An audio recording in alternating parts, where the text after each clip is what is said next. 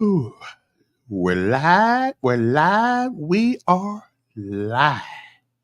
Good morning, and good morning again. Good morning, and good morning. Time to rise and shine. We change the world and history right here where we're from. It's new beginning to you and me, 'cause we're not done. In our city, in our city, in our city, we're not done.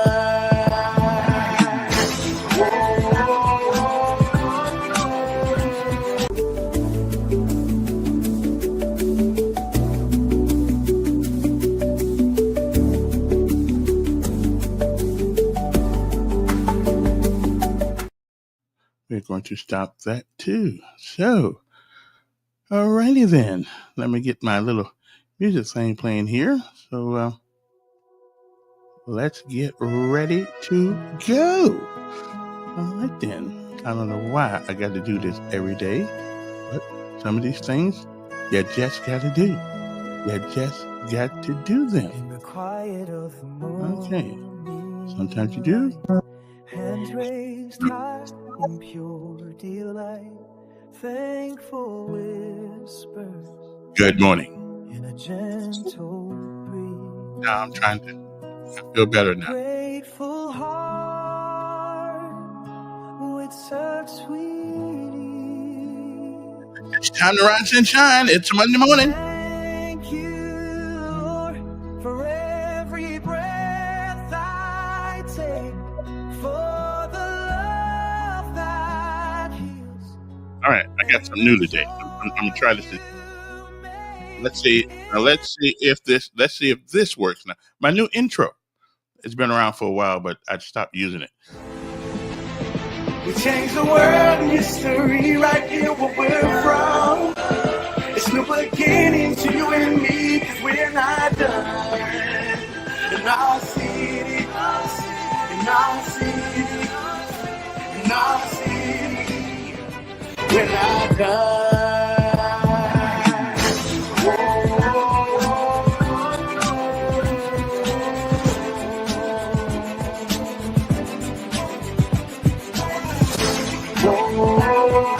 I'll be like that.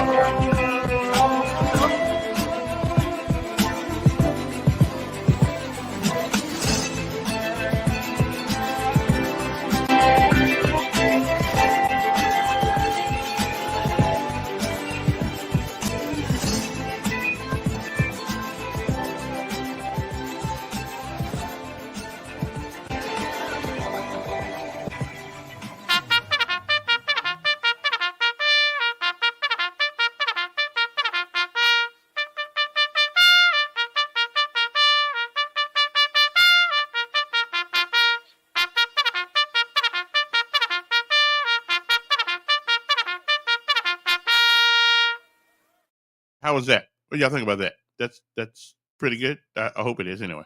Okay, I got a little things to do. I got to do a couple things to do to it, but that's okay. It's going to be part of the new genre here in a minute.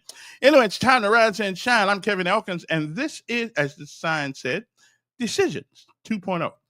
Why do we call it that? Because everything we do requires us to make a decision. And even when we decide not to make a decision, guess what we just did? Well, we just made one. So, it's time for our daily bread. That's our first call of business because, well, nothing's more important than a word from on high. So y'all hang loose. We'll be back. I'm feeling pretty good this morning, though. Woke up on this side of heaven. Great. Okay. And the ground's done. Well, I'm on top of the ground, and the ground's not on top of me. So it's time to rise and shine, everybody. First thing you say this morning is thank God for one more day, because it wasn't promised. And just remember, with every breath you take, somebody takes their last. Good morning. Let's celebrate this day together, at least for a couple hours. I'll be right back.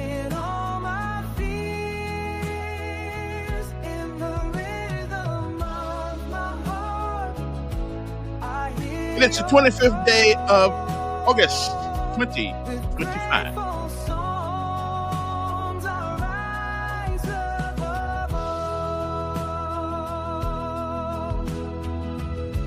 Through storms that rage and skies of blue,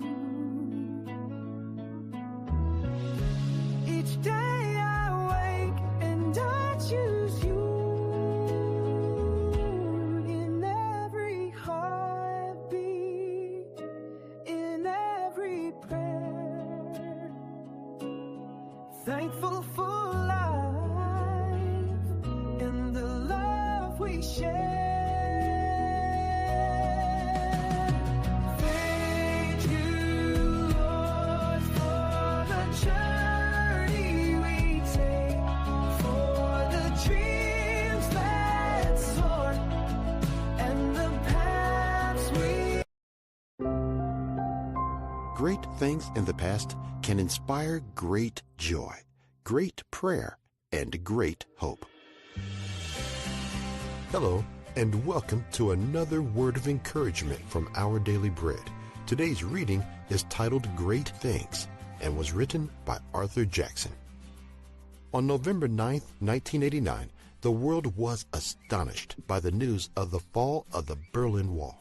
The wall that had divided Berlin, Germany, was coming down, and the city that had been divided for 28 years would be united again.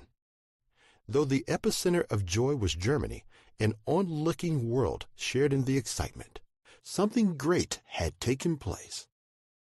When Israel returned to her homeland in 538 BC after being exiled for almost 70 years, it was also momentous. Psalm 126 begins with an over-the-shoulder look at that joy-filled time in the history of Israel. The experience was marked by laughter, joyful singing, and international recognition that God had done great things for his people. And what was the response of the recipients of his rescuing mercy? Great things from God prompted great gladness. Furthermore, his works in the past became the basis for fresh prayers for the present and bright hope for the future. You and I need not look far in our own experiences for examples of great things from God, especially if we believe in God through his Son, Jesus. 19th century hymn writer Fanny Crosby captured this sentiment when she wrote, "Great things he hath taught us, great things he hath done, and great our rejoicing through Jesus the Son. Yes, to God be the glory, great things he has done."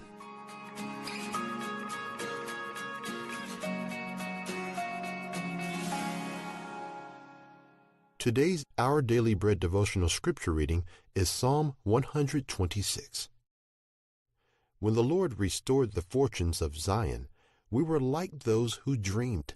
Our mouths were filled with laughter, our tongues with songs of joy.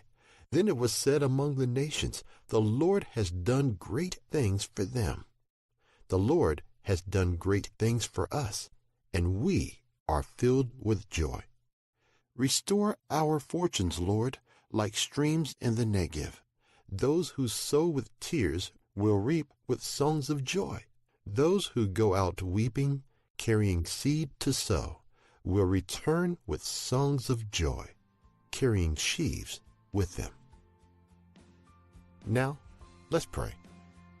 Dear Lord, there are times when we become discouraged and lose our way. Help us and remind us of the greatest thing you have done for us in sending your one and only Son to suffer a painful death. And thank you, Lord, that we have your holy word to lean upon and to remind us of your faithfulness and love to your people. And it's in Jesus' name we pray. Amen.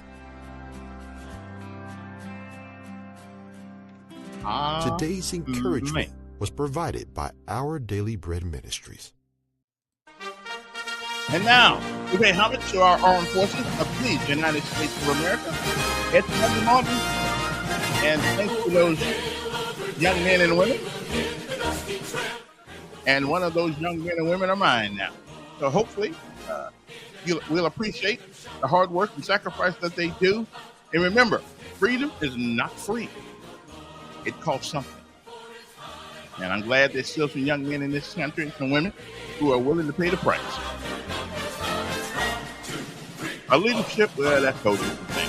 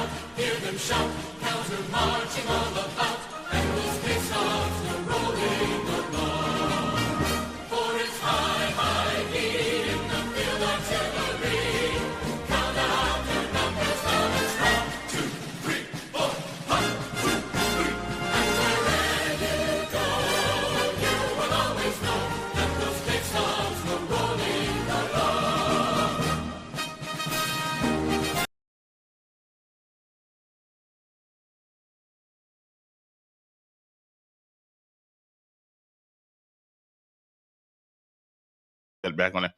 We're skipping PT this morning. We'll do. I mean, Z can take a day off. I can take a day off too. So we're going to play you something this morning, though. This is the guy is in this is Rick Rigsby. This is your motivational thing for today. The guy's name is Rick Rigsby, and he put out this. It's called "The Advice of a third grade teacher." And then we'll get on to some interesting things to talk about today. But this right here, I just always got to play this on Mondays and Thursdays. Like we got to and maybe this will encourage you. I'm not sure, but maybe it will. It may not encourage you at all. I couldn't tell you, but we're gonna hopefully it will. Okay, So if you want to look this up, it's called Rick Rigsby, The Advice of a Third Grade Teacher. So hang loose. I'll be back after this is done. And let me see if I can find it again now. Okay.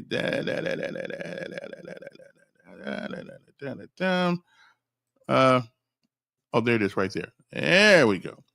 Okay, so as soon as we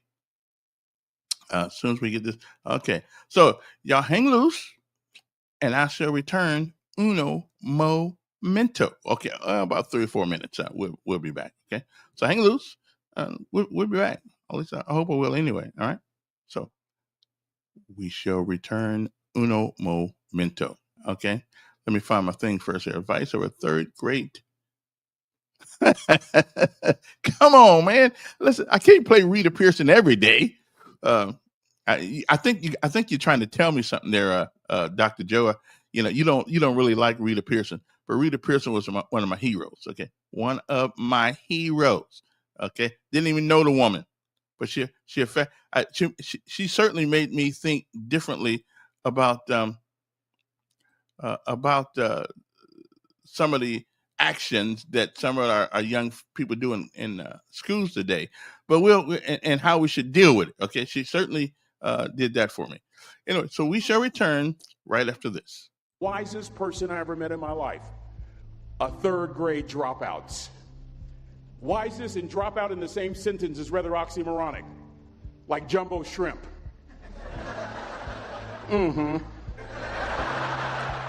Like fun run. Ain't nothing fun about it. Like Microsoft Works. Y'all don't hear me. I used to say like country music, but I've lived in Texas so long, I love country music now. I hunt, I fish, I have cowboy boots and cowboy. Y'all, I'm a black neck redneck. Do you hear what I'm saying to you? No longer oxymoronic for me to say country music. And it's not oxymoronic for me to say third grade and dropout. That third grade dropout, the wisest person I ever met in my life, who taught me to combine knowledge and wisdom to make an impact, was my father. A simple cook. Wisest man I ever met in my life. Just a simple cook. Left school in the third grade to help out on the family farm, but just because he left school doesn't mean his education stopped. Mark Twain once said, "I've never allowed my schooling to get in the way of my education."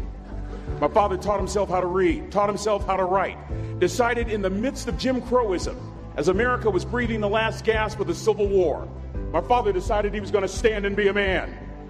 Not a black man, not a brown man, not a white man, but a man. He literally challenged himself to be the best that he could all the days of his life. I have 4 degrees. My brother is a judge. We're not the smartest ones in our family. It's a third grade dropout daddy. A third grade dropout daddy who was quoting Michelangelo, saying to us, "Boys, I won't have a problem if you aim high and miss, but I'm going to have a real issue if you aim low and hit."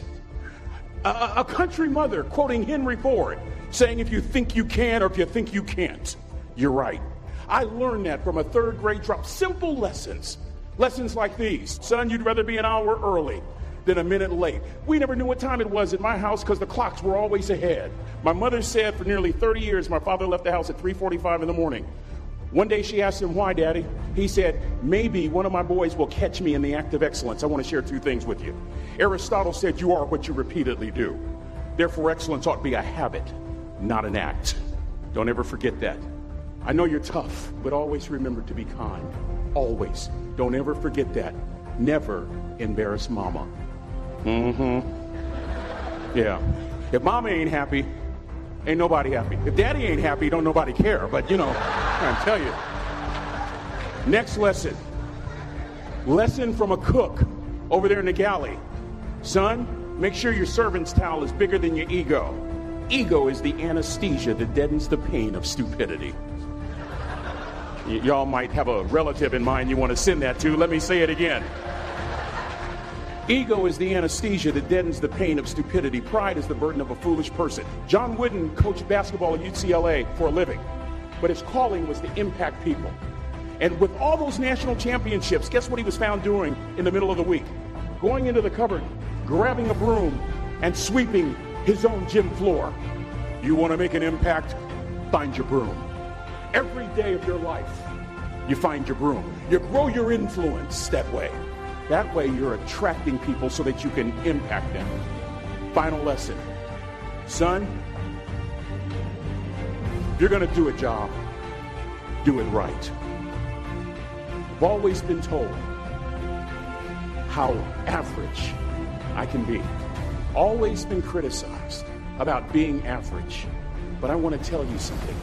I stand here before you, before all of these people, not listening to those words, but telling myself every single day to shoot for the stars, to be the best that I can be. Good enough isn't good enough if it can be better. And better isn't good enough if it can be best. Let me close with a very personal story that I think will bring all this into focus. Wisdom will come to you in the unlikeliest of sources, a lot of times through failure. When you hit rock bottom, remember this. While you're struggling, rock bottom can also be a great foundation on which to build and on which to grow. I'm not worried that you'll be successful. I'm worried that you won't fail from time to time. The person that gets up off the canvas and keeps growing, that's the person that will continue to grow their influence. Back in the 70s, to help me make this point, let me introduce you to someone. I met the finest woman I'd ever met in my life. Back in my day, we'd have called her a brick house. This woman was the finest woman I'd ever seen in my life. There's just one little problem. Back then, ladies didn't like big old linemen. The Blind Side hadn't come out yet. They like quarterbacks and running backs. We're at this dance, and I find out her name is Trina Williams from Lompoc, California. And we're all dancing, and we're just excited. And I decide in the middle of dancing with her that I would ask her for her phone number. Trina was the first one. Trina was the only woman in college who gave me her real telephone number. The next day, we walked to Baskin & Robbins ice cream parlor. My friends couldn't believe it. This has been 40 years ago, and my friends still can't believe it. We go on a second date, and a third date, and a fourth date. We drive from Chico to Vallejo so that she could meet my parents. My father meets her. My daddy, my hero, he meets her, pulls me to the side and says, "Is she psycho?" But anyway, we go together for a year, 2 years, 3 years, 4 years. By now, Trina's a senior in college. I'm still a freshman, but I'm working some things out. I'm so glad I graduated in 4 terms. Nixon, Ford, Carter, Reagan.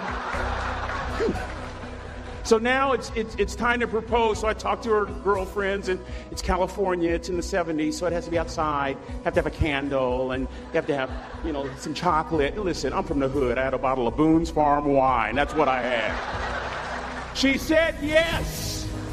That was the key. I married the most beautiful woman I'd ever seen in my life. Y'all ever been to a wedding, and even before the wedding starts, you hear this? How in the world? And it was coming from my side of the family.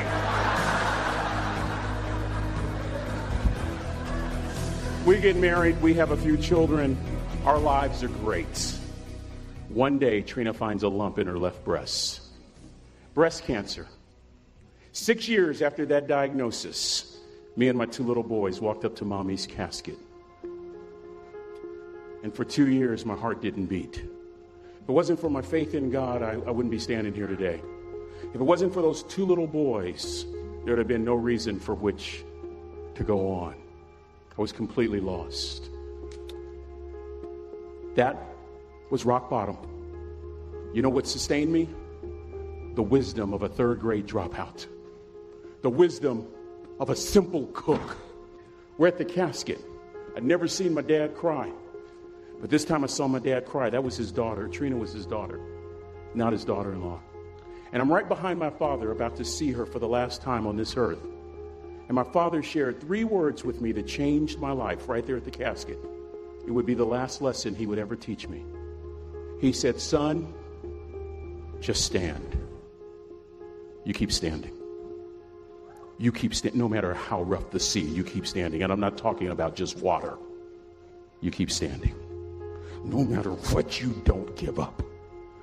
And as clearly as I'm talking to you today, these were some of her last words to me. She looked me in the eye and she said, "It doesn't matter to me any longer how long I live. What matters to me most is how I live." I ask y'all one question, a question that I was asked all my life by a third-grade dropout. How you living? How you living? Every day ask yourself that question, how you living? Here's what a cook would suggest you to live this way. That you would not judge, that you would show up early, that you'd be kind, that you'd make sure that that servant's towel is huge and used, that if you're going to do something, you do it the right way. That cook would tell you this, that it's never wrong to do the right thing, that how you do anything is how you do everything. And in that way, you will grow your influence to make an impact. In that way, you will honor all those who have gone before you, who have invested in you. Look in those unlikeliest places for wisdom. Enhance your life every day by seeking that wisdom and asking yourself every night, how am I living? May God richly bless y'all. Thank you for having me.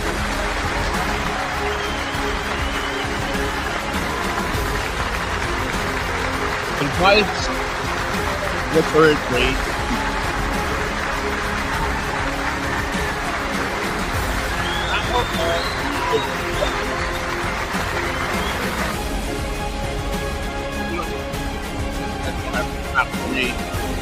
I didn't say.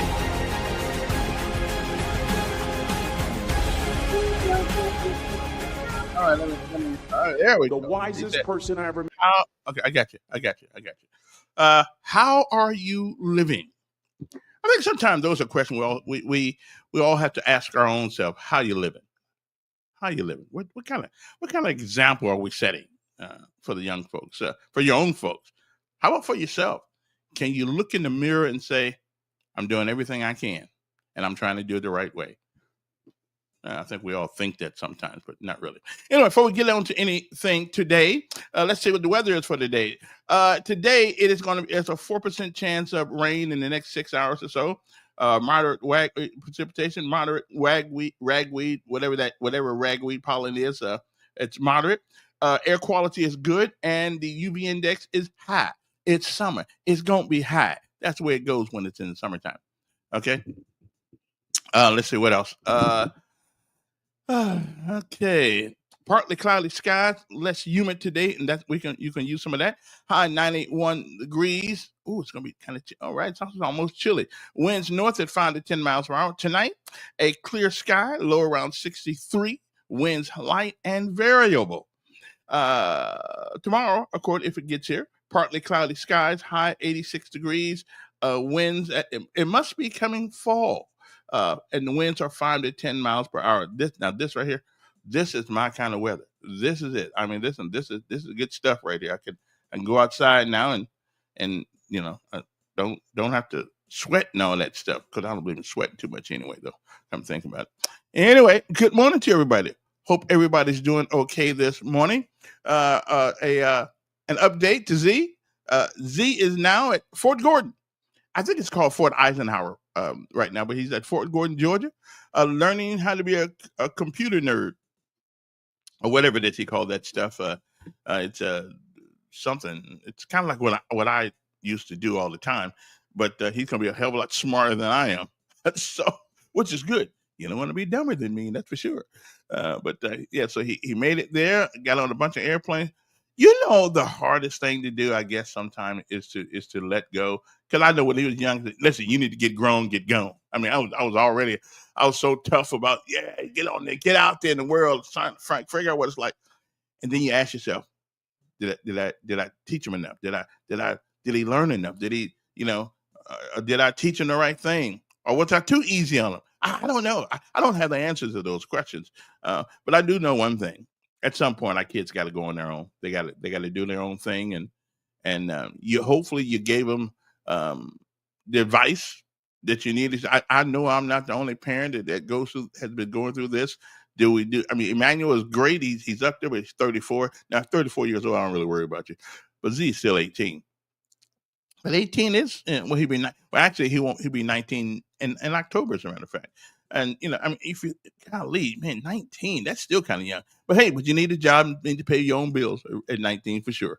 But anyway, good morning to all the guys. So he's down there. I'm looking at the new uniform, and it just, I don't know, man, it don't look that good to me. I mean, I like the color, but I don't know if I like the uniform. But again, I came in a different time, so none of us will like the new things the way they are. But hey, it is what it is. One thing about the military is, like life, it will change all the time. Something changes, and so that's cool. Okay. Anyway, if you want to, if you got something on your mind, I mean, really, am I the only person going through? Where's my number right here? Am I the only person going through this thing where you wonder if you did the right thing with your kids? Okay. I wasn't a perfect parent, because I don't really know how to be a parent, but I do know one thing. I do know one thing, that fathers are important. Okay, well, fathers are just a biological thing. Dads are important. They really are, to their kids.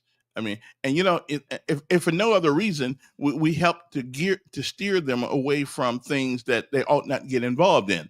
Like join the Navy, okay, something like that. I mean, who wants to be out in all that water? Okay, now I wouldn't mind if he'd have joined in the Marine Corps, though. Wouldn't bother me if he'd have joined the Corps, because the Corps good. I wanted me one of those one of those uniforms, but they told me I was too short to be airborne, so I couldn't go in the Corps. Well, I could have went, but I would have had to give up the wings. And see, and the military uniform don't even look good without a set of jump wings on them. Okay, and that jumping out of the airplane, it's not a big deal. Well, it's a big deal, but not really. But it does show that you have the courage. It shows that you have the courage to do the things that scare you, but you do it anyway. Okay. Matter of fact, as a matter of fact, it was easier jumping out of the airplane than it was riding down Interstate 85 for me. That petrified me, but that's okay. Good morning. How's everybody doing? How is everybody doing today? Good morning, good morning, good morning. It is 7:39 in the morning. If you got to be there by 8 o'clock, then you have about 20 minutes by which to arrive. Let me see whatever happened. Okay, so somebody else got this is becoming not even news anymore. It's not even news anymore. And it's a shame, because every time we mention this, somebody lost their life. Another human being has left Earth, I think, prematurely. Okay. Well, I mean, I don't know if God's in control, but maybe it ain't prematurely. But Montgomery Police Department responded to the 5,000 block of Carmichael Road at about 12:37 a.m. on, I think this was Saturday morning. Officers found an unidentified man who sustained a gunshot wound. He was pronounced, of course, dead at the scene. No suspect or motive has been released at this time. But if you know anything about this, please let the Montgomery Police Department know, or somebody know, because that's not good. And I'm just trying to figure.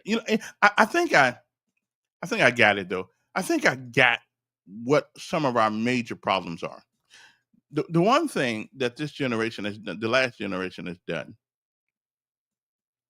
the one thing we have done, we have made, rather than tell our young people to look in the mirror, wherever you are in this life, look in the mirror.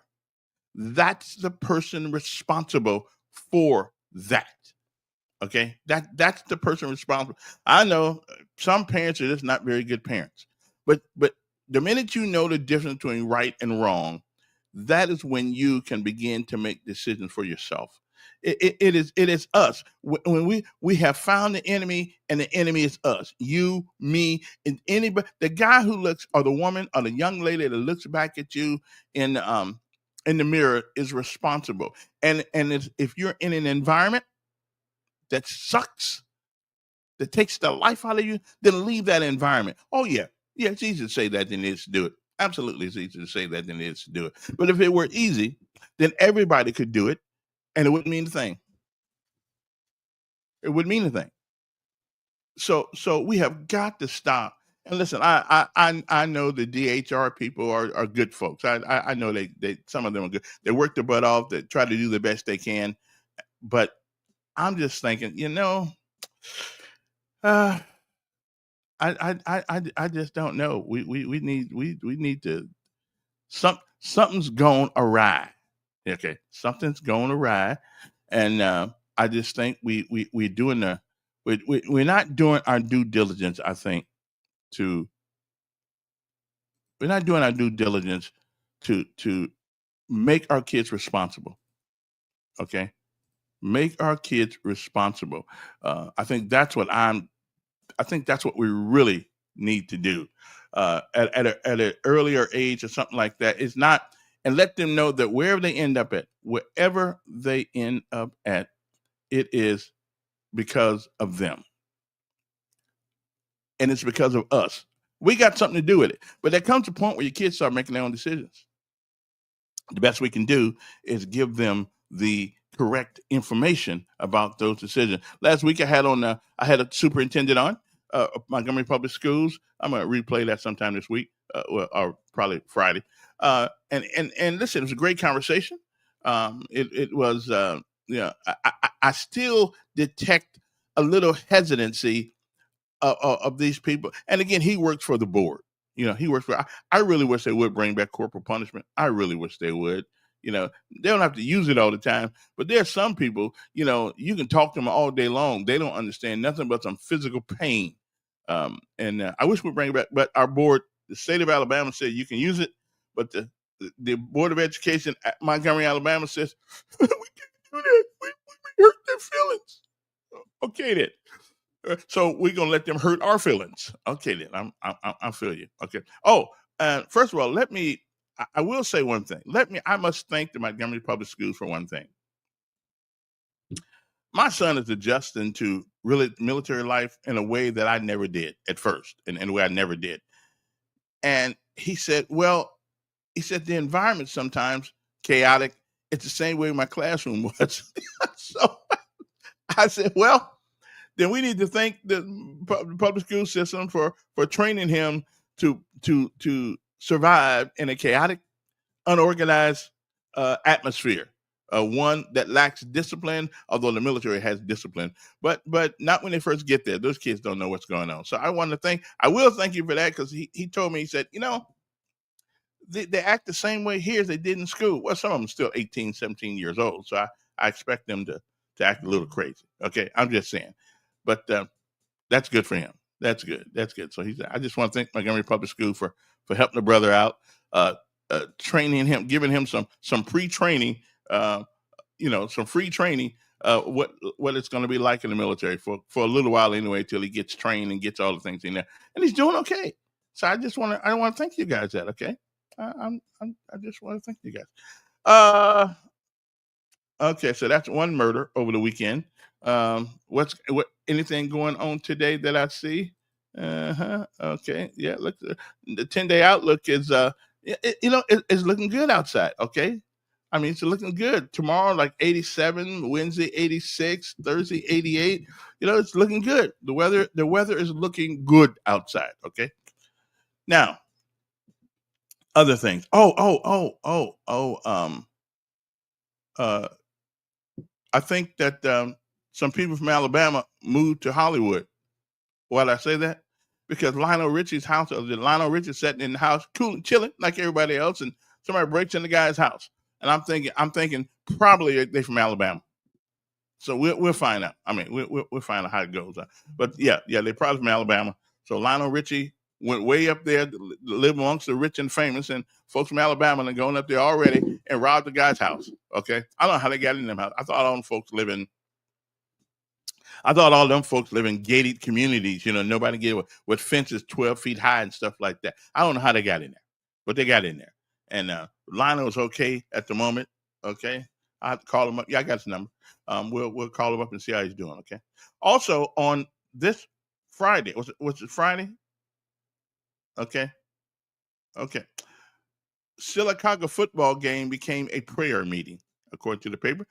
Some Good Samaritans, of course, saved a referee's life who had a heart attack on the field. And our prayers go out to his family. And he wasn't playing football, but he was a referee. So good for him. Anyway, Good. Okay. Now, there's another shooting that happened in Tallahassee. Where is Tallahassee anyway? Anybody know where Tallahassee is? I don't know where it's at. Is that like Talladega or something like that? Or are those two separate places? I thought one was just one spelled wrong and the other one didn't know how to spell it. I don't know which one it is, but I think Tallahassee, Tallassee. Y'all got some names down here. But anyway, but I've been here long enough not to ought to be used to them, but I'm not. The suspect who was injured in a Friday afternoon officer-involved shooting in Tallahassee is being identified. Adam Davis, 38 years old, is being treated at the Georgia hospital after being airlifted to, that must be close to Georgia, in the 2900 block of Notasoga Road in Tallahassee. Tallahassee police requested Aaliyah take over the investigation, and special agents of Aaliyah State Bureau of Investigation have taken the lead. How do you know? What do you mean? How do I know that? Because nobody else breaks in houses except people in Alabama. I mean, who else is breaking in houses? They got to be from Alabama. They probably followed them up there. They're probably just waiting outside this place. That's how I know. Because we got a history around here breaking in people's houses and shooting people and things of that nature. If not, I guarantee you, if not, they got some cousins or some relatives that live in Alabama. Okay, I'm just telling you. I know, yeah, of course. I'm not. How you know I'm lying? Why would I lie? Okay, seriously, why would I lie? Of course I know they live in Alabama. They're from.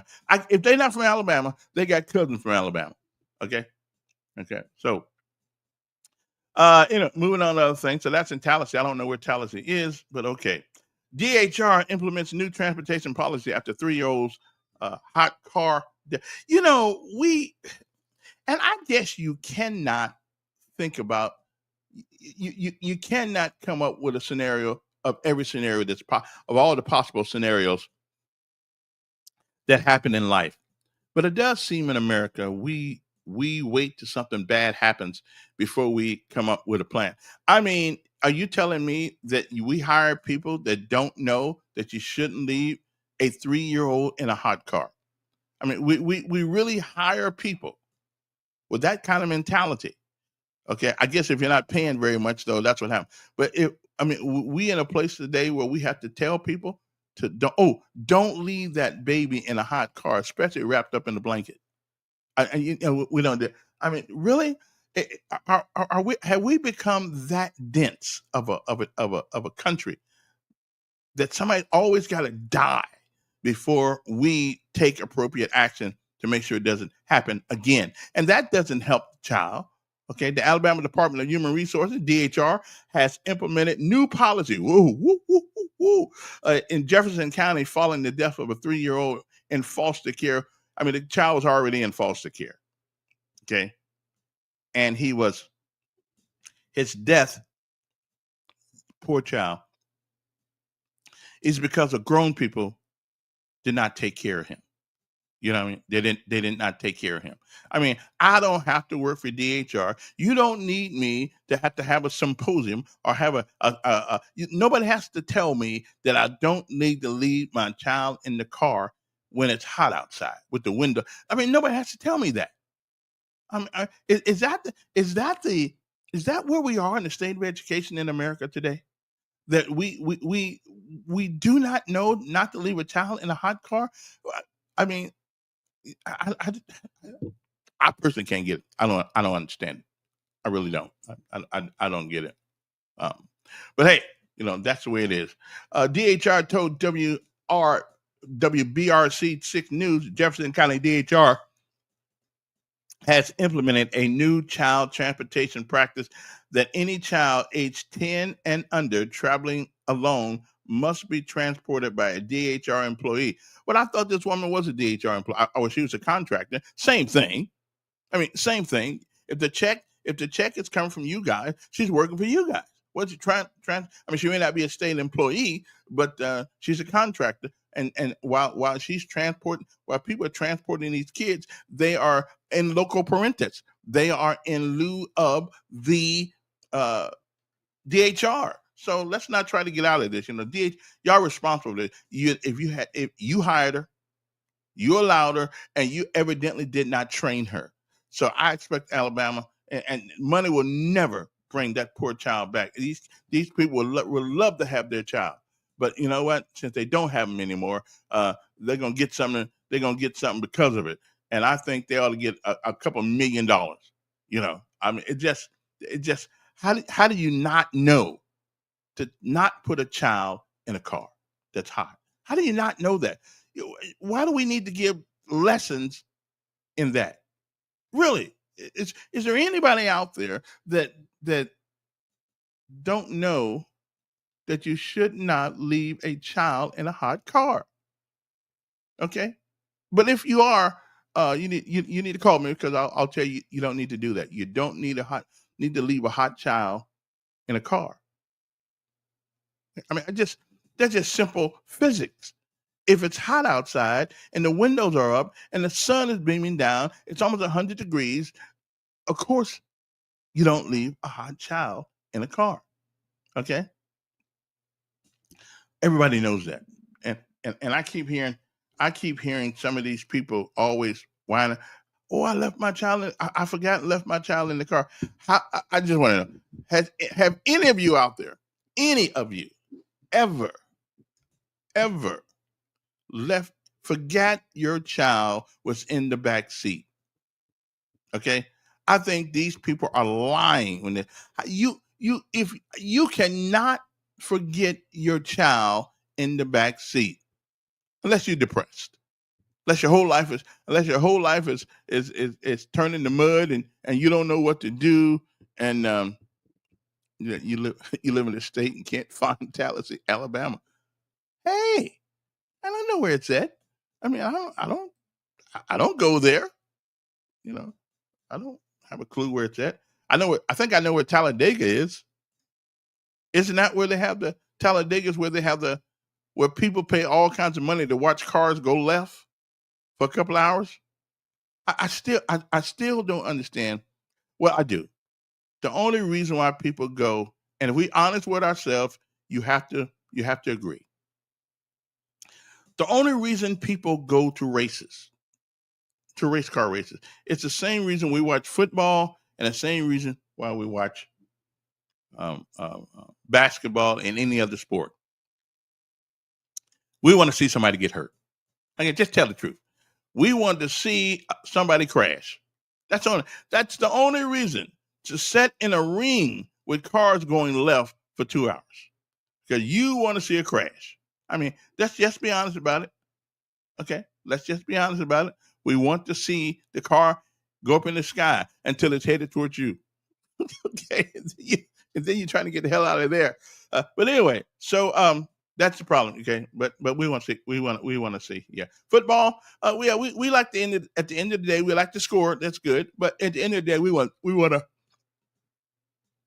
to see somebody get their bell rung. Okay, we do. We want to see, like boxing. We want to see somebody get knocked the hell out. We do. We want to. Okay. Now I got some news for you guys. Now I was going to say that, but since you guys are my dedicated listenership, I'm trying to make it bigger. Y'all make sure I think it's responsible to tell you to share the video and all that stuff. So do that for me. I'm thinking about. I'm going to run for public office in Montgomery. I'm going to run for golf. Wait a minute. Golf is for the sophisticated of us.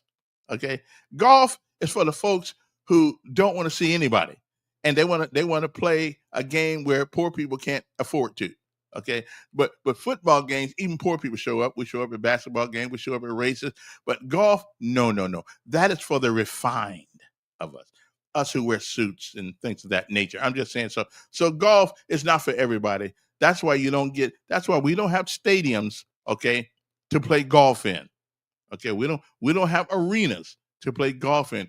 We have the nice green cut grass, the aroma of the sun beating down on you, and we don't even have to run when we play golf, because we can ride a bucket or whatever that thing is they call it. We can ride the bucket to the next hole. So golf is one of those things for the sophisticated. Okay, and that's why nobody really makes a lot of people don't really make a whole lot of money playing golf. I'm just saying. That's what it is. Now, let me get back to my other announcement. Now, I know that once I mentioned this, I told myself I was going to run for office one time and see it all worked out. One time. Well, a seat has become card. Excuse me, my bad. The card. it's the card. Yes, yeah. Because they don't want to get sweaty. Okay, they got shirts on that look like they got them from the Goodwill sometimes that they pay thousands and hundreds of dollars for.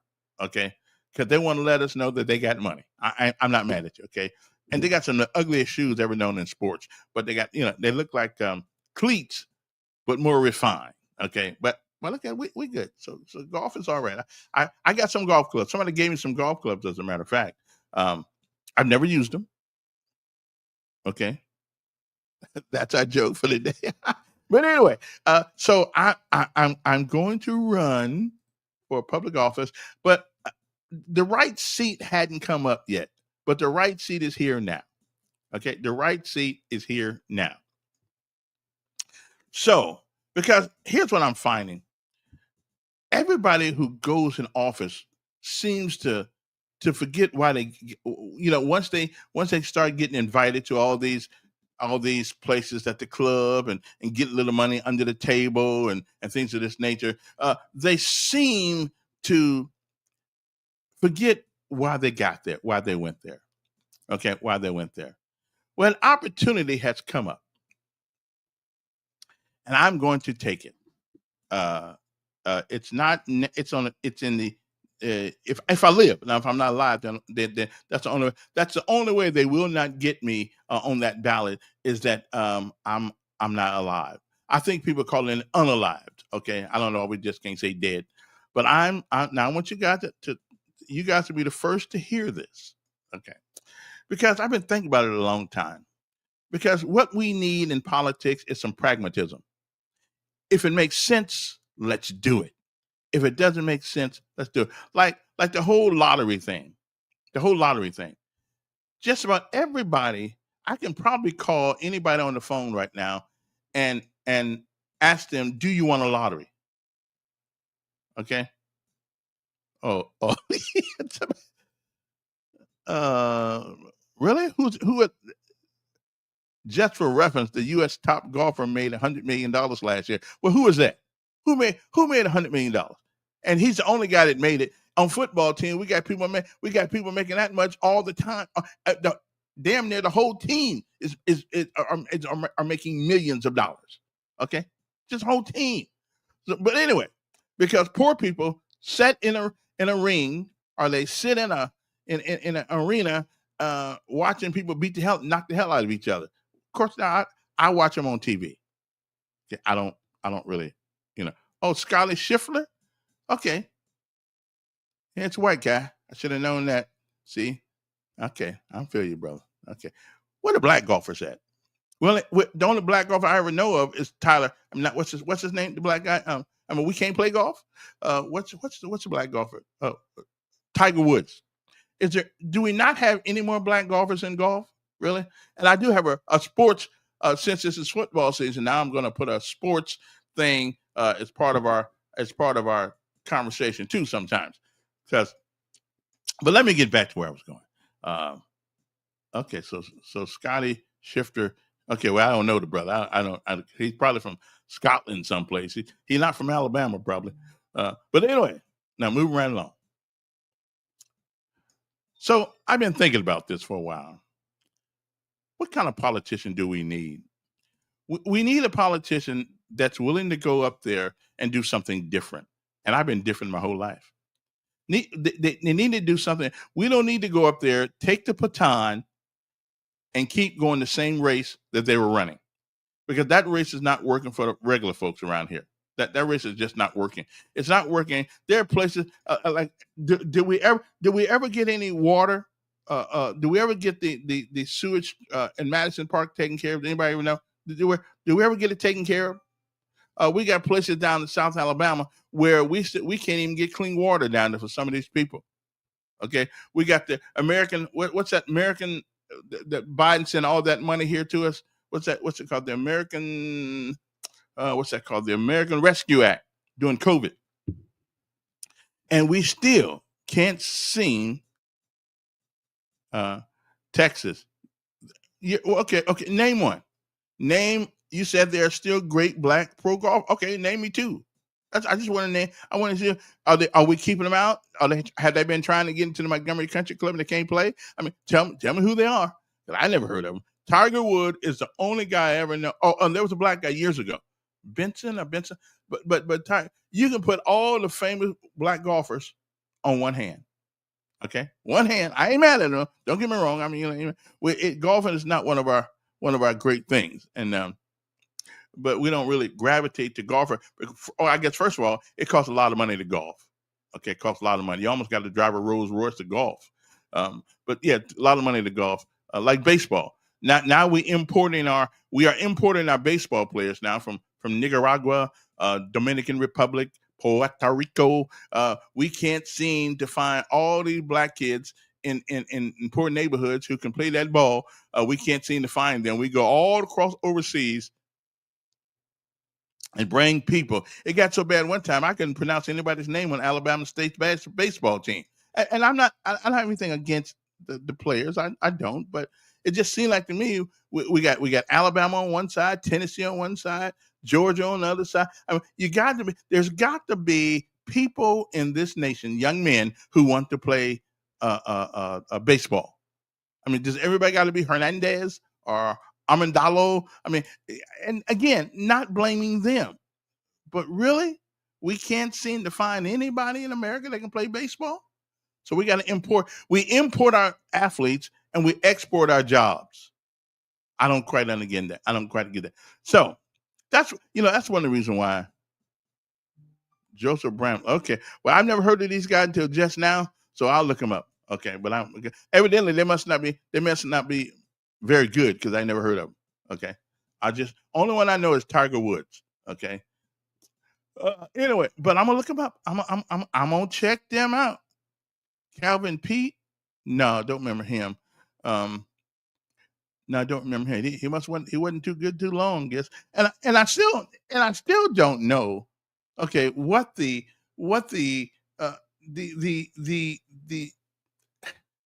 what's so hard about putting the ball in a hole?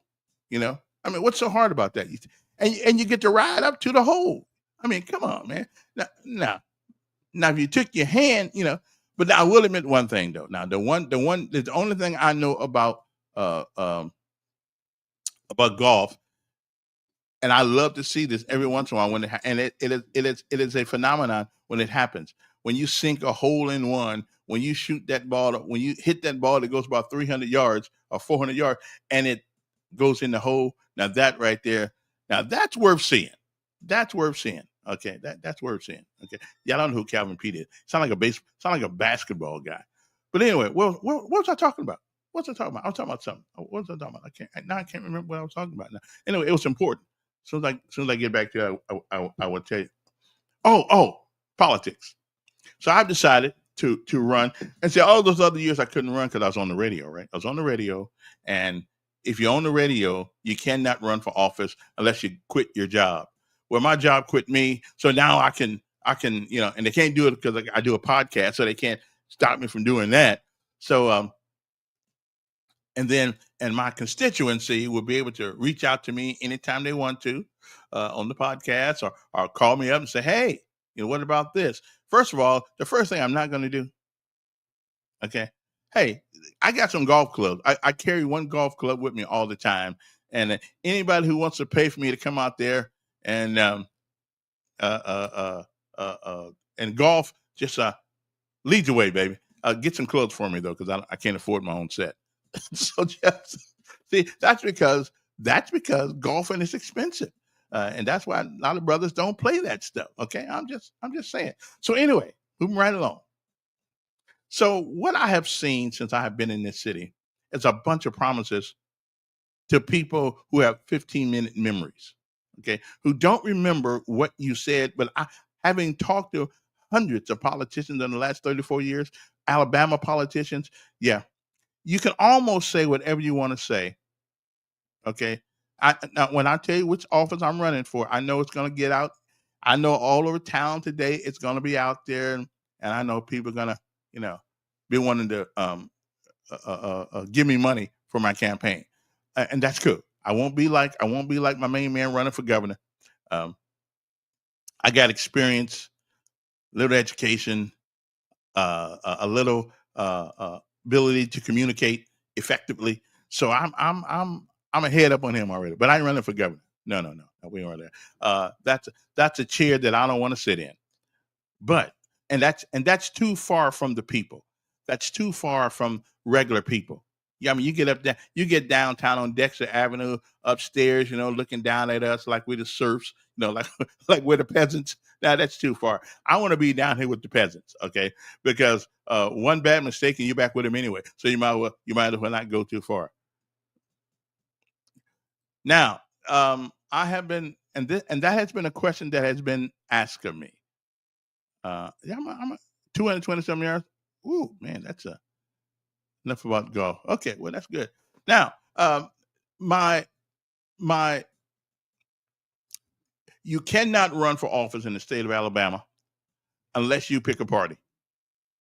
You can pick, you may pick independents if you want to. You won't hardly ever get on the ballot. So my party affiliation when I run for this particular office, I'm going to run as a Republican because their philosophy better fits mine. And now I know I could be like some of our local politicians who have been Republicans their whole life until Montgomery became predominantly black. And then some of them became Democrats. Well, I'm not going to do that. I'm not going to change my colors because I want to lie to the people, okay, about what I believe. No, the Republican. And listen, let me tell you something. I'm like Gandhi. The Republican platform better suits me, but I like the platform, but I may not like some of the Republicans. Okay, I don't like some of the Republicans because they always say they want black folks to join them, but they never really make an attempt to really seriously help you join the festivities. Okay, like writing check. The only thing that matters in politics is who writes the check. You can have the greatest ideas in the world, but if nobody wants you there, then if nobody helps you, it doesn't mean anything. So yeah, but if I run, no, excuse me. I've been saying if for so long until when I decided to actually do it. But I'm going to actually do it, and I'm going to run on the Republican ticket if they allow me to. If they allow me to, you just can't run on these things. They got to let you run on their ticket because I could not in good conscience run as a Democrat, not because of the people, not because of the local people, but the boys up in Washington, will let you know in a minute. You may vote for us, but that doesn't make you one of us. Okay. And I'm gonna run as a Republican. But here's what I'm not gonna do. It is not going to be something that I wear around my head because I want everybody to know this. No, I'm running because philosophically I believe in what they believe in more than anybody else. And if you look at the major cities in America with high crime, bad education, substandard housing, all of those cities, the top 50 cities with the worst crime and the worst education are ran by Democrats. Now, I would imagine, and that is not a speculation, that is an absolute truth, and it is a fact. So what that means is that it's like Martin Luther King said, your life's philosophy will take you someplace or to take you no place. Okay. Yeah, I don't think I voted for a Democrat in the last election. I don't know. I can't remember. Anyway, this is 27, and but they may make an exception for me because I'm special. You know, I'm special since I've always supported them. Oh, wait a minute. You know what though? Wait a minute. I can't remember. I can't remember.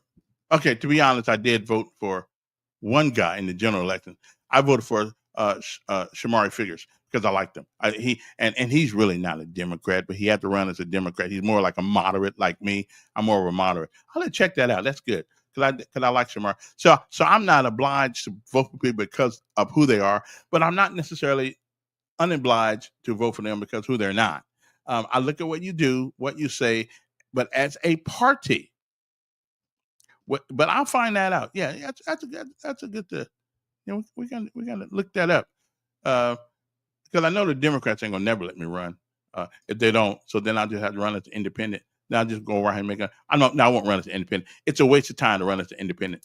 Can't get no money. Nobody. Your name, and if your name ever got on the ballot, it'd be on the back side of the ballot. I'm gonna get to that in a second, there, Dr. Joe. I'm gonna get to the second. That, as a matter of fact, somebody's a well-known Democrat is already running on the Democrat ticket for this particular seat, and I said, okay. So listen, why do I want to go through all of that just to waste money? Okay, so we'll see if the Republicans allow me to run on their platform. Uh, again, it is the job that I want to do, not have some allegiance to a party, but I am aligned. I do have an allegiance to a philosophy, and the Republican Party, as far as I'm concerned,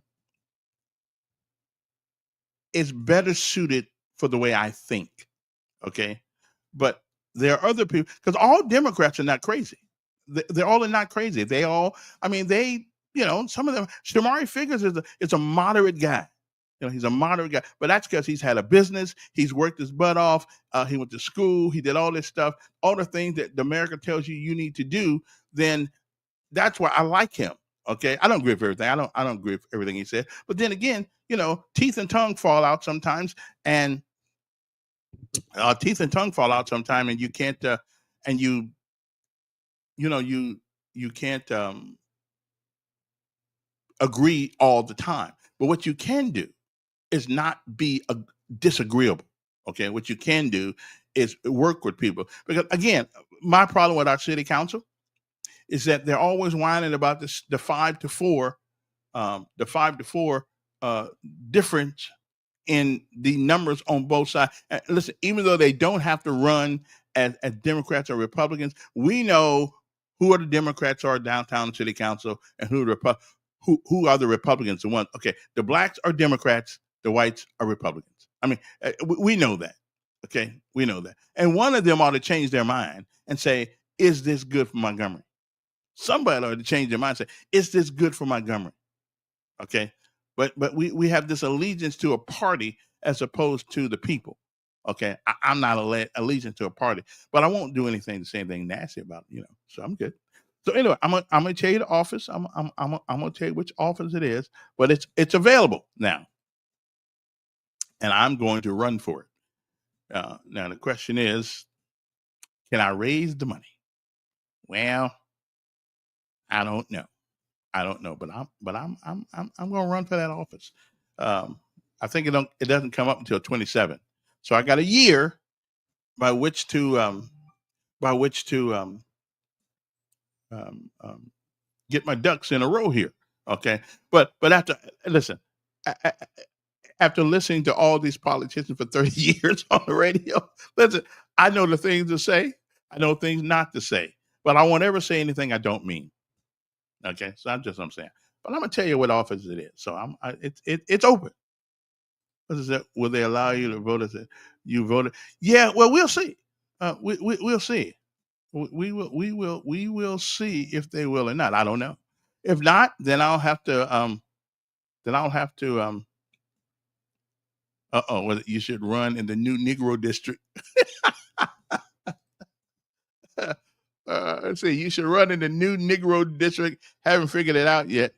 Why other states can't dress it any way they want, except for the race in Alabama. Listen, I'm with you on that one. I think that now the governor, now the a federal judge who was actually appointed by Trump, as a matter of fact, is telling the legislature we need another black district. Now, again, all that means is when you get a black district or a white district, all that means we know which way not to go. Okay, and it just came up the other day. I think what is her name? Mantuso, or wait a minute, what's her name? Let's see. What is her name? Oh, her name is Monasco. Judge Anna Monasco. She orders the state of Alabama to come up with another map redrawing. Okay. Now, and here's my thing. Anybody who believes that this redistricting thing is about the voter, I'm sorry. Y'all just don't know. It's not about you. It's about the party. It's not about you. Okay. And they know that 95% of black people will vote Democrat. They know that. You don't even have to work for black folks vote anymore. You just don't. You don't have to work for it. You got it anyway.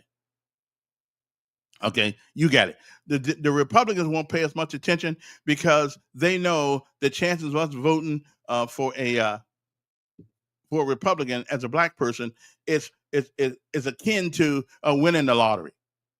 Okay, yeah, chances are you're not going to win the lottery. It's a possibility, but you're not going to it. So I will tell y'all the party tomorrow, but I'm going to run for it, and I'm not playing. I'm not going to be playing about it either. I'm going to seriously run for it, and I'll be running. My name is pretty well already known around town, so I don't need the publicity. But I'm going to run for it hard.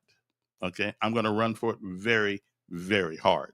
Hey, listen, if Omar Neal did it, hell, Omar Neal became the mayor of I'm not running for mayor though. Don't get me wrong. Omar Neal ran for the mayor of Tuskegee and made it. Okay, so again, every time they decide to put us in a black, quote unquote, black district, it doesn't do us any good. We still got the lowest school scores.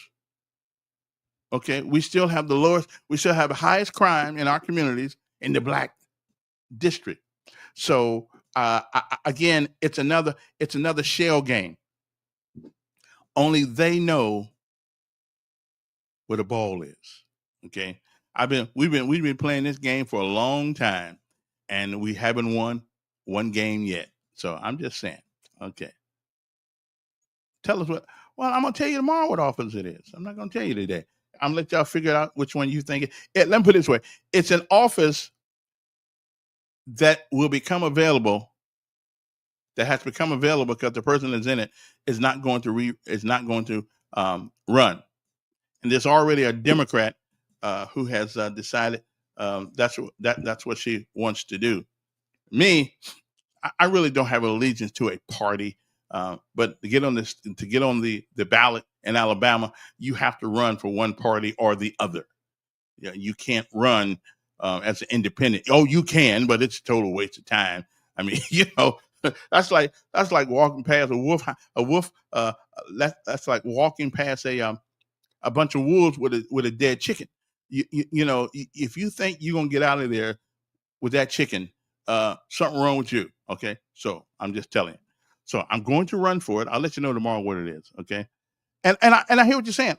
And William, and the problem, and William's my buddy. The problem with them, with William and Troy, and who are great guys, as a matter of fact, is that when you run for a job, you have to make the people, not that they didn't mentally do, but you have to make the people the subject, not your party.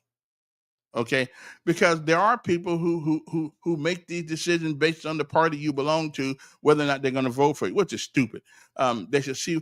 They should see. Have you fought for the people? Have you went out there? Have you sacrificed for people? Have you helped people? Have you gone to the leaders? And I've done that. Have you gone to leaders and say, well, can you do this? Can you do that? And some of them can, some of them can't. And a lot. Now, I will say one thing. For years, I gave away we gave away computers, and we did all kind of things for poor folks during Christmas. And I went, and I will tell you this much: I went to my Republican friends, and they always gave money. So that other talking crap, I mean, Democrats are cool, but they don't really, they don't really get money. They really, it was hard, and all of a sudden nobody answered the phone again when you call. So philosophically, again, I am. I would have. I lean toward the right. I just do it. That's no joke to anybody. But am I leaning to the point that I'm gonna fall off the bench? No, I'm not. But I cannot deny. If, put it this way: if you want water, if you want um, um, water, there are two chemicals that must be in it.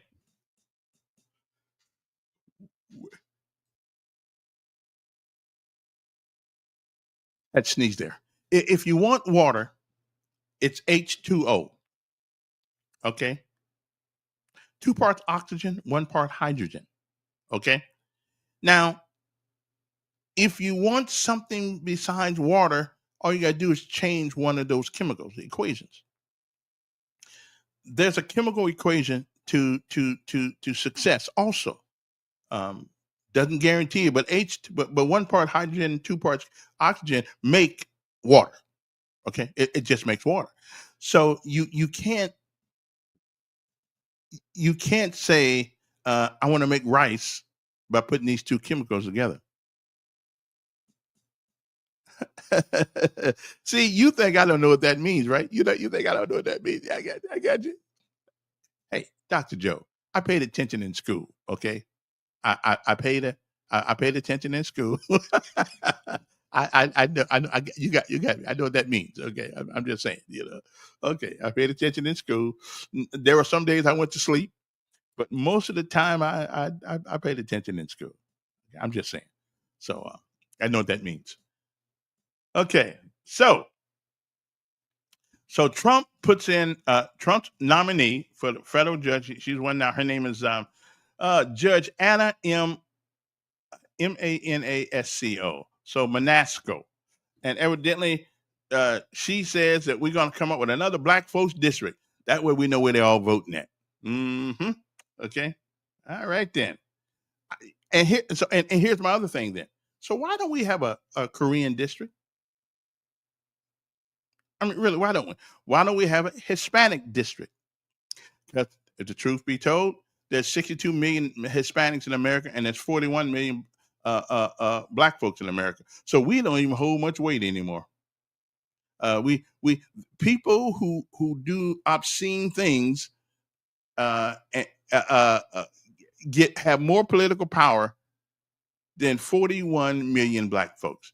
The only black folks that got power in this country are in Congress, and that's the power to make sure that their purses are bigger now than they were when they went in. Okay, and white folks do it too, but they're not the ones who are always whining about life and what it's done to them. They get out there and they just handle it.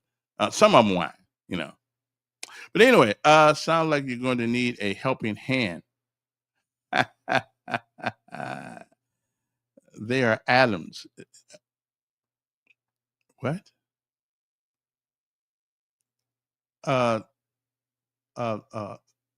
Oxygen is made up of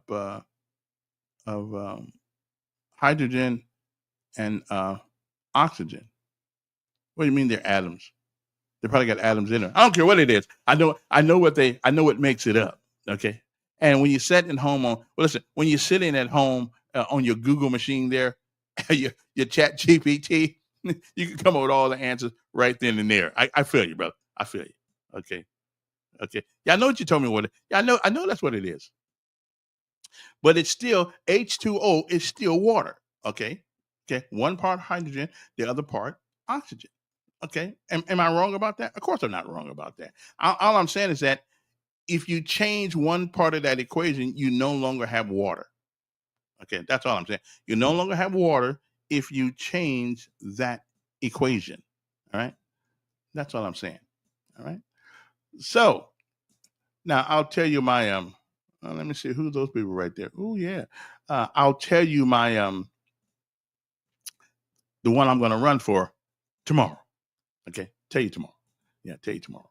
But I'm going to run for it, and we'll see how this all works out. And besides that, it's a win-win for me. I mean, it's a win-win for me. But we need people in office that really, really, really, really care. And the first thing is freedom. Nothing else matters if you're not free to do the things you need to do. So freedom is the first thing. And I'm all for the SNAP. I was in the store the other day, people whining about SNAP tickets. Well, I can't buy this. No, you can't buy that. You cannot buy cooked ribs with stamps. I agree with that. You can't, go buy you some ribs and go home and cook them. Okay, learn how to cook. Okay, so you can't do that. Okay. Also, late over the weekend, I guess on Friday, a Montgomery woman is trying to get her back on her feet after her downtown restaurant was broken into Tuesday.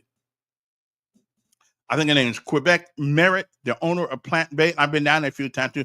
Listen, that Plant Bay stuff it looks good. I haven't eaten anything because I can't figure out something that look like meat and ain't meat, supposed to taste like meat. But evidently, it does good. These folks busted into her business. And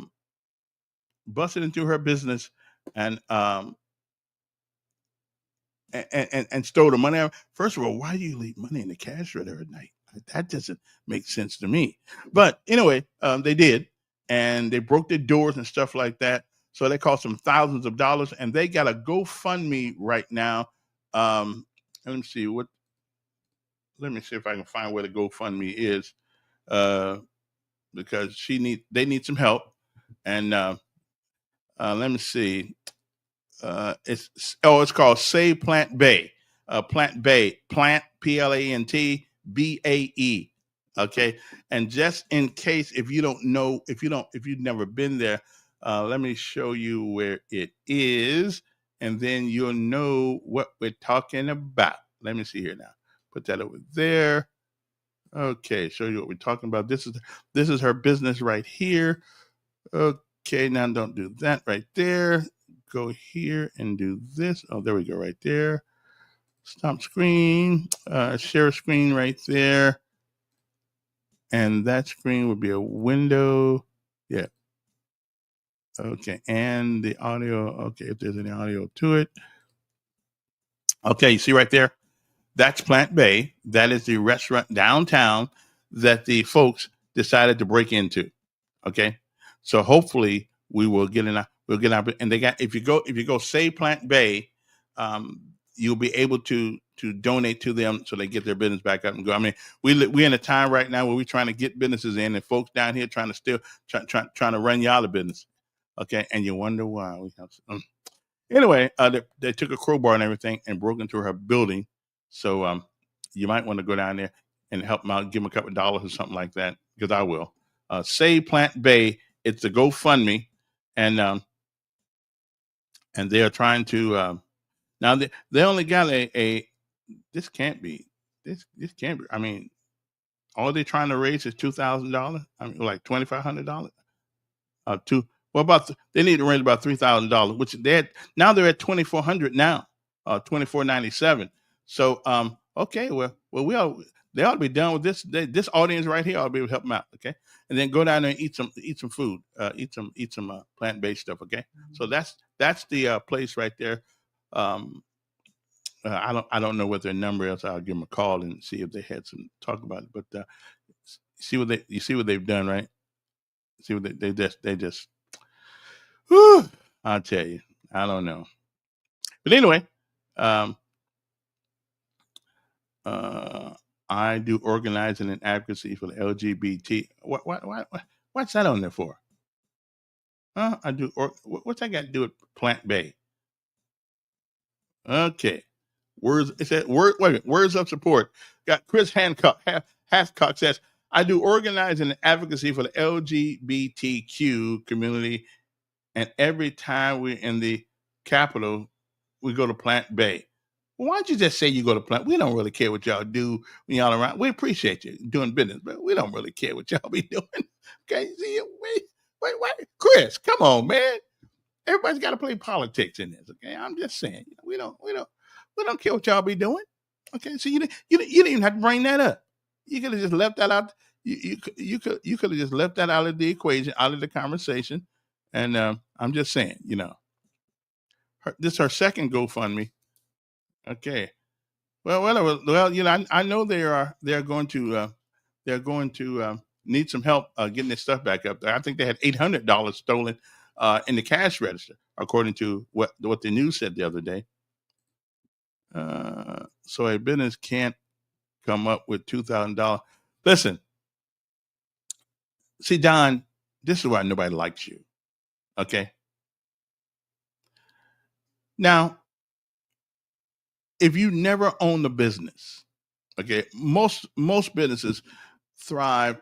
Most businesses, it's tough, okay, to just come up with that kind of money. You got your money in receipts. You got your money in paying. She got people that work for her. They got to pay them. They got bills they got to pay. They got the same thing we all have to do and run a business. Okay, so right, sometimes your business is worth more on paper, but you still need to have money. I mean, come on, man. But see, anybody's ever been in the business, so you've been getting a government check for so long that you don't know what it's like to have been. Well, I've been there, done that, and you don't know. So I'm not. Yeah, every once in a while I need help. I mean, do you think they're open for business because they already have all the money they need? No, they in business to make money. Okay, and they had money, but they stole some. Hopefully, they'll never leave their cash register. Hopefully, they won't leave their cash register out anymore and have people stealing the money, because that is not a very smart move. That just ain't very smart. But however, I understand. But anyway, so much for that. So much for plant-based. So if y'all go there and see if you can help them. Right now, they're at $24.97.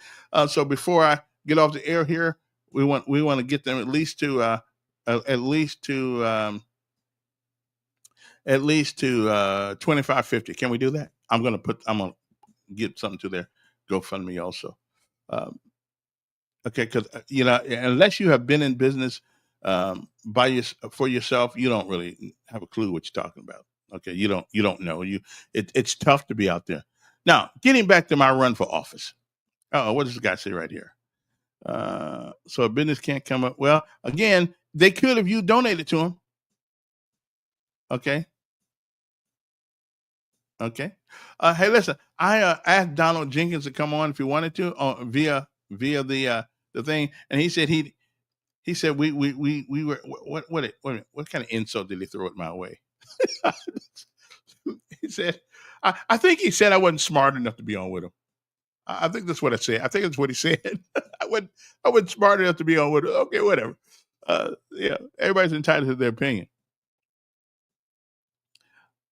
If a business has to depend on others to pay their employees, they don't need to be in business. See there, another person who's not been in business. You think McDonald's don't depend on customers to pay their employees? Seriously, you don't think that the Walmart depends on customers to pay their employees? Really? I mean, seriously? Okay. So let's not act stupid here now. The money that comes in goes out for expenses. Okay. I mean, really, you don't think McDonnell Douglas expects the government to pay them so they can pay their employees? Really? I mean, the government expects us to pay our taxes so they can pay their employees. Okay. I'm just saying, y'all got to think about some of these things. Okay. You got to think about these things. Okay. I'm just saying. If that's the criteria, you'll never have a guest. Well, I don't know what you mean by that one there, Donald. Whatever. But they're talking about you, not me. I thought they were talking about Donald Jenkins. What are they talking about? I don't know. What do you mean by that, Donald Laurie? don't have a clue what you mean by that. But anyway, so all businesses go in business to make money. So, and if they make the money, they can they can pay the employees. He said, I'm referring to. Hold on, let me see what he's referring to. I'm referring to those that only pay $3 an hour and expect the customer to make up the difference. Well, the optimum business is to let the customers pay all the bills, okay, and you make a little profit out the whole thing. Yeah, I don't have a problem with that now, because when I buy equipment, when I should buy equipment for my little business, I mean, I had to make the money first from customers and then go out and buy it, go out and buy my stuff. So that's not a big deal. I mean, come on, man. Now, if you're working with somebody else's money, then you don't. The first GoFundMe raised $10K. Oh, I didn't know that. Oh, this is their second one. Oh, okay, then. Well, how much money they need now? Come on now. Are you sure about that? Okay, I don't know how much they need, but if they did raise $10,000, now that ought to be good enough to get them up and going. But anyway, we'll see. I don't know what's going on with them. They put it in. It's in the news on WSFA's website because I only seen the one. Okay. Well, let's say you put politics in everything, especially if it's about Democrat. Well, let me, Carmela, let me say this much. Martin Luther King. I read I did a thing yesterday about your life's philosophy. What is politics? Politics is merely the policies that are enacted to hopefully create a society or a community that we get along together. We can live together. The laws are just. They keep us together. So politics is in everything. You can't take politics and your life's philosophy. Martin Luther King thought about it in philosophical principles make up. Okay, philosophical principles make up who we are and what we do and how we interpret the world. Your life's philosophy is important, and that life's philosophy is somewhat helped to be made by your experiences in life and the politics in the world in which you live in. So we cannot do away with politics. If you pay taxes, you are helping the world of politics. And politics, of course, is the policies that govern a society. Okay, and the laws that govern a society. And so you can say you can say you're not a politician if you want to say that, but everybody is. Oh yeah, high school football. Yeah, pleading out the final score. Oh yeah, I haven't done this already. I don't know who won. I'll have to find that out in a minute here. But I do got a sports segment going to go at least 15 minutes doing football. See, we're gonna talk about the game, baby. We're gonna talk about the game. Long as Notre Dame's winning, that's all that really matters. Yeah, and oh yeah, and the Tide. But if I had to pick the Tide or Notre Dame, well, yeah, I'd be picking Notre Dame. Okay. But anyway, we'll see what's going on. Yeah, Notre Dame, baby. The Fighting Irish. All right. The numbers here. Now, if you want to okay, let me see. Oh, okay. Hello. Mr. Elkins, Yes, sir. how you doing, young man? I'm doing fine. How you? Okay. I've been listening to some of you conservatives like Ron Paul talk about the fact that what do you think about your party becoming socialist? Well, you can't be a socialist and be a Republican. Okay. What about some of your actions your president and then your party been doing lately? Intel, let's talk about Intel.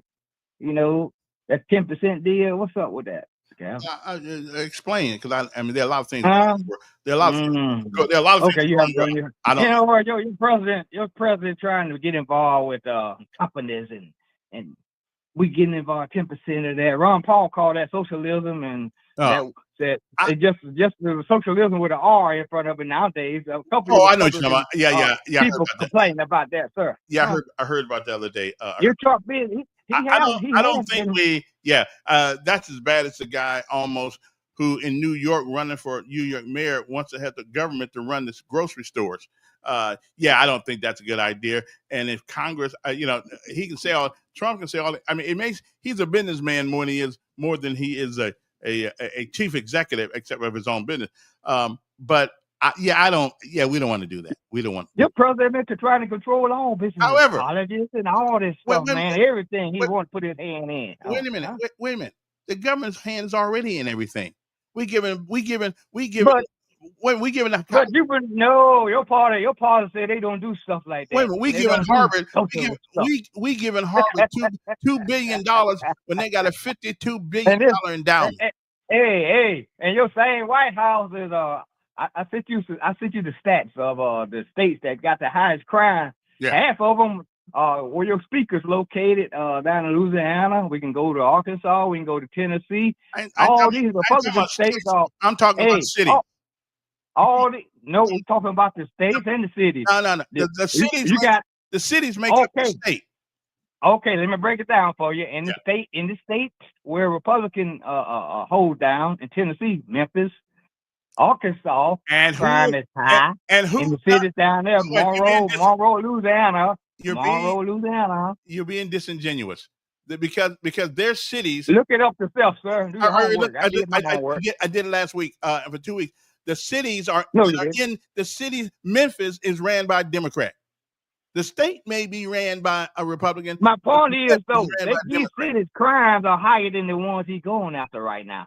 The city of Louisiana got 400% more crimes than. That's not the capital of the United States. Washington, okay. That's not the capital. That's not the capital of the United States. No. Listen to me now.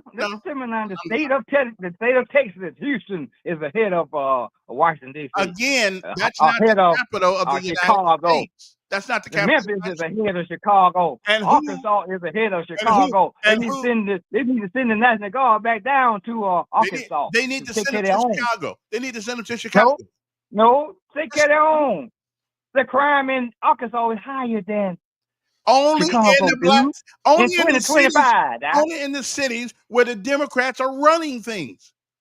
No, that's the state. It is. In the city. But what I'm saying, you're not listening to me. What's happening right now?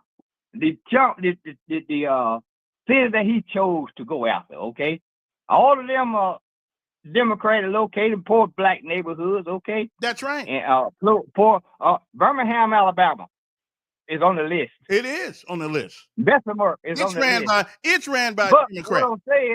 What I'm saying, the states that's run by governors that are Republicans, that the crime in those states, the crime in some of the cities in those states, Kevin, let me tell you why. Are higher. They ran by Democrats.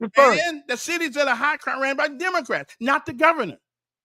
You're not listening to the point I'm making. I'm answering the point. You know why they don't go in there and balls to the walls in there? Because they know the minute they go in there tough like they're like Trump right now to clean up some of this crap and this crime, all black folks gonna say they prejudice. So what I'm saying, when you talk about crime, Kevin, yes. When you talk about going in these cities for crime, you don't specify. Say I'm gonna take care, go out in the damn park where the white folks gonna hang out at in Washington D.C. He's not going over there with the real crime in the neighborhood. I haven't seen anybody being arrested. None of the gang members, all these bad folks in Chicago. Let me ask you a question. In Washington, D.C., he's not going after these people. He wants to protect the area downtown. I don't blame him. I don't blame him. But why not start at? Why in the hell Arkansas want to send in National Guard when they need to take care of the damn crime down there? I'm with you on that one. The same way. I'm with you on that. That's a political move. But the reason they're not doing it because these states are where Republicans and so-called conservatives governor resign. Well, let me ask you a question. Now, let me calm down. First of all, don't you find it absolutely disgusting that these cities with all this high crime, and most of them are in black areas, don't you find it absolutely disgusting that it's like, forget what he's doing. The fact of the matter is they got to do something because we have out of control in our urban meccas. What? Why? Well, start, Wait. well, Why what he are we need to like do, that way? Why are we like but that? careful, what your president needs to do is start at the ones with the highest crime. Hell, the Washington, D.C. is not the highest crime city, regardless of where. It is one of them. The fact of the matter is, Washington, D.C. He needs to start at the damn worst. No. Don't come in picking on the black folks and trying to Every get a damn city- photo out for your wholesome Okay. white supremacist groups and all the folks that you promised that you're gonna do all this stuff. Okay. The cities, first of all, and So you can't argue this D.C. one, dude. You can try all you want Washington, D.C. does not have a governor. Okay. Kevin. Wait a minute. Washington, D.C. belongs to Congress. Chicago had one. Huh? Baltimore had one. He called the governor of Maryland. He called the governor of Maryland and told him he's coming to his city, and that man said, "Come walk the street with me so we can talk about it." Trump said, "I'm gonna take this money for the bridge that he didn't give the damn money for the man for the bridge." So let me ask you a question: If your mayors and your governors, like in California, like dumbhead named Newsom, if your people are getting killed, slain on the streets, and like in Arkansas, wait, Memphis, Tennessee. Wait. If your people are being slain on the streets of America, and they have police departments, National Guard, and all these people, and they're not doing anything about it, the president is the president of the whole nation. So therefore, well, there you go. There you make my damn point. The point is, start at the highest crime city like Memphis, Tennessee, which is owned by damn Republicans. Okay. You cannot start any place until you fix your own house. Okay. You don't want to hear. You can't. Let somebody else try to help you out. So I can't help you, damn it. Because man, you bye, young man, because you losing this one. You've been a Democrat too long. My bad. You have to take care of your own place before you go taking care of anybody else's place.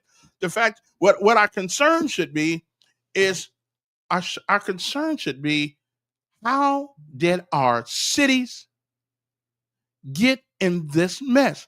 What brought the mentality of people to want to slay your people in the streets of America? So just tell what caused that? I mean, it's a shame that the president of the United States got to get involved. Okay, that has to get involved with in any state, any city. Okay, I mean, that's what we ought to be worried about. What in the hell has come over some of our young folks in these cities, not so young folks too, that it's more dangerous here now than it is in Iraq or Iran or Tehran, Germany, Korea. That's the problem here. And I don't blame him for doing it. Matter of fact, there was a black lady on the news the other day who came up, and if I can see if I can find her, who's walking down the streets, a black lady who's walking down the streets of Montgomery, of Washington, D.C. right now, saying how nice it is to be able to walk down the street without fear because of what Trump did. Black woman, of what Trump has done. They don't have to worry about people lying out on the middle of the streets. They're not worried about people stealing their purses, walking down the street. So the fact of the matter is that what the man did, what needed to be done. Okay, he needed to be done. And the question, and we worry about what he's doing. What we should worry about is why he had to do it. We got people holding up Secret Service, which doesn't say much about them. They're tasked with Secret Service things such as VIP protections and things of that nature. And hell, they getting held up. They getting held up. So now, what caused this? What caused it? That is our problem. It ain't what Trump is doing. It's what caused Trump to have to do it. Okay. Okay. I mean, think about that. Think about that. I don't know why you was calling me back, but hey, this is a quick podcast. You can call back. I don't care. What caused them to do that? Okay. And that's the conversation that we just can't have in America. Well, we just can't seem to have it. What you want, man? What you want, man? Mr. L. Yeah. I read some of those texts. Greg P. Yes, I can call racism. Hell yeah, a lot of racism going on, dude, right now. That's within right. the White House, the way they acting, yes. Well, what the are they actions doing? are. Mr. Curmudgeon, yes, it's going on. I ain't scared to call it out. Wait a minute. What makes it racism? The way he's handling, the way he's going about No, things. be more about specific. the damn Smithsonian. Worry about the damn Smithsonian building up there. Come on. People focusing on slavery too much. Hell yeah, your white folks did a lot of crazy ass dirty shit. Yes, they hung Negroes and all that shit. And there's Come on now. They want to act like it's all right now. Wait. So white supremacy going away, Calvin? It has. Going away. It don't bother Don't say he wants to make it in a good image. Hell, why he put the damn Confederate monument back up? He want a good image. Why in the hell he put all the damn at the Fort Benning, Georgia, put the name of the old Confederate guys back on the no, base they and all this they stuff. just renamed it. If he wants to get a good image for the American people. Hey, let me ask you a question. Y'all full of bullshit on here, and I call your asses out. Now, Don and Mr. Greg P., you can't challenge me, buddy. Bring it on. You can't. Y'all ain't got no shit for the part. Yeah, we can. How can you? You don't do your damn homework. I do my homework. Yeah, I know you do, brother. Yeah. The people in Arkansas want to walk down the street too, Calvin. That black woman in Arkansas wants to walk her down the damn street. That's why they got governors. The one in Memphis wants to walk her down the street, but your president focuses on the Democratic. That is why they have governors and mayors in those cities. Well, why the hell Governor Ivey hadn't solved the crime in Birmingham and Bessemer? You got to call her. Why the hell the governor of Texas hadn't solved the crime in Memphis, Tennessee? Why in the hell the state where you are the Speaker of the House boy down in Louisiana hadn't dealt with that shit down in Monroe, Louisiana, and all those places? Hey, call me tomorrow. On and on. Let somebody else answer this shit for me. Call me tomorrow. I understand. You're taking that democratic medicine. Okay, I ain't mad at you. That's just where it goes. Again, the question we should have, Mr. What do they call you on the air? Anyway, the question we should have is, why is our cities and states in this predicament? Why are we in the predicament where people are getting killed in America every day? So if you're, and this is one of the reasons, if your cousin robs a bank, when we talk about the Confederate memorials and stuff like that, I think all that stuff ought to be in a museum. But if your cousin robs a bank, he's still your cousin. And even though back during the Civil War, and Lord knows I'm glad I wasn't here because I probably wouldn't have made it. Not if I got the same mentality I got right now, I wouldn't have made it. But it happened. Those things happen. There's nothing we can do to change history. The best we can do is try to move forward and make us a better us. Okay. I mean, when you guys start losing an argument, then you want to go back to 1860 something or 1890 something or something like that. Okay. I mean, the country is trying to be a better place. It really is. And you cannot tell me it's like it is today as it was yesterday in the 1800s. It isn't. Okay. We have better opportunity. But again, we are a great country, but we're not a perfect country by any means a stretch of the imagination. We're not a perfect country. We're just not. But we're better than most places I have been. Been a while since I've been overseas. I got a passport, but I got a passport, but I don't see any place I want to go. You know, I just got the passport because I wanted to look important, but I don't want to go to nobody else's country. I got hard enough time trying to get around this one. So I don't want to go to them places. I can't think of a country that I really want to go to. I just don't. Nothing beats America to me. Now, everybody else, everybody can have their own thing. I mean, you go to some of these countries sometimes and mess around, can't get out. I ain't going. And I certainly ain't going unless I'm with a big old organization called the United States Army. Okay. Here we go. Greg P. and Dollar sound like people who are still better. Dred Scott is not the law of the land. And again, give me the indication of that. I think people are tired of hearing about what happened a long time ago, and when we're trying to make it better, I think that's what we're doing. Like the last guy, just if you tell me that we're not a different country, somebody lying. We're just a different. We are a different country. We're not the same country, but we hold on to that past to make up for the inadequacies that we hold on to. Okay. So anyway, so much for that, man. I forgot what time it was already. You know what? I'll tell y'all the office I'm running for tomorrow. You might have a problem getting back into America. Why would I have a? Yeah, well, that's why I ain't going. That's why I'm not going out of America. There's no other country that provides me with all the things that America does. So why in the world I want to go back any place? I know I'm staying right here, but I do got the passport, and it's an American passport. So, but I never used it yet. There's just no place that I want to go to. No place, Now I would like to go back to Baumholder, Germany, to see what it looks like now. Since I was stationed there back in the 80s. I'd like to know what it looks like, a place like that. But I'll take some pictures. I use that Google satellite. Yeah, I use that Google satellite, and I ought to be able to find it on the map someplace. Because there's just no. So to me, nothing's so bad in this country. I want to live someplace else. I'm sorry, it ain't going. That dog ain't gonna hunt. But anyway, so much for that. I guess I gotta go.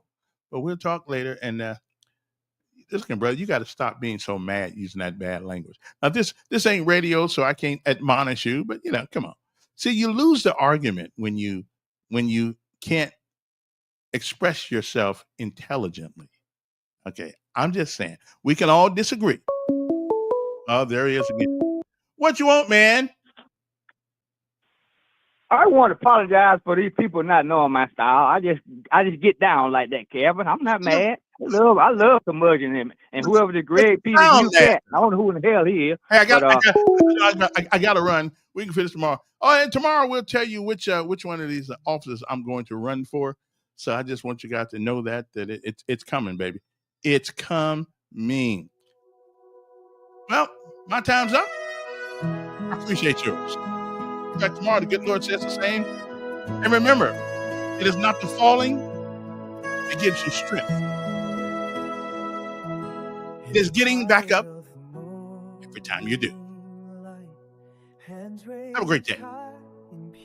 Go Notre Dame and roll tide. In a gentle breeze, grateful heart with such sweet